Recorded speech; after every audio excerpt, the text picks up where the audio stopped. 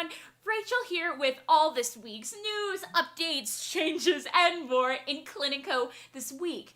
Today I will be covering a bug fix for the appointments page, the new saving options for conflicting treatment notes, ooh, drama, and the new minimum advance time required for online booking options.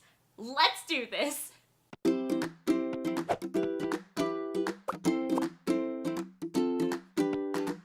Beginning with the appointment page bug fix, there was a strange issue where you would update or delete a patient's phone number in their file, but when creating a new booking on the appointments page, their old number would appear. No, it wasn't the ghost of a phone number's past haunting you.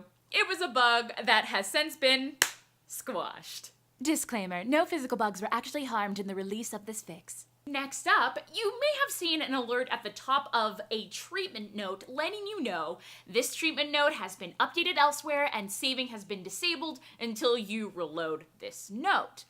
This was a warning to help you prevent from losing the work you've already started in another location.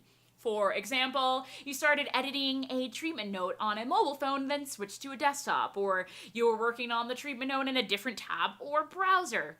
You may have also seen this message if your connection was spotty sometimes. Instead of having to reload the page, we will now ask you which version you'd like to keep and continue work on, the current version of the treatment note or the conflicting version.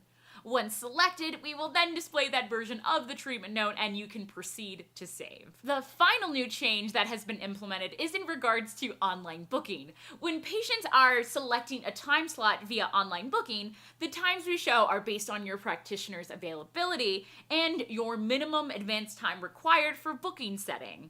So if you set your minimum advance time required to 4 hours, I would only see time slots that were available 4 hours from now and later. So if it's 12 p.m. for me, I can't book a 1 p.m. appointment. I can only book for 4 p.m. or later. Previously, you could select now, 1 to 4 hours, 1 day, or 2 days minimum advance time required for bookings. We've now added a 12-hour option and an 18-hour option. We've also included some additional details as to what exactly the 1 and 2 day option means if selected. For example, selecting 1 day does not mean 24 hours. It means your patients will be able to book for the next calendar day. So if it's 5 p.m. on Wednesday, I can book as early as Thursday morning. Setting it to 2 days means I can book as early as Friday morning. Again, not necessarily 48 hours from when your patients attempt to book online. To change to either of these options, if you're an admin or power receptionist, head to Settings, Online Booking, and you'll see the minimum advance time required for booking setting towards the top. Make sure to save your online booking settings, then you're good to go. I hope you enjoyed this week's episode, but just like a phoenix, I will rise again next week to bring you more Cliniko news, updates, changes, and more. Bye! Say bye.